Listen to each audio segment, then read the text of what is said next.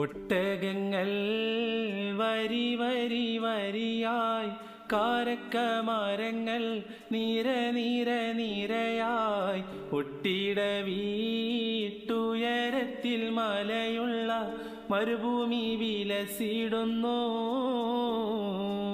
തുടുത്ത സിക്കൂ മരത്തിൻ്റെ കനികളും ജറാതെന്ന കിളികളും ചുടുകാറ്റിനൊലികളും ഇടക്കിടക്ക് കച്ചോട സംഘങ്ങൾ പോകുന്ന പാതകളും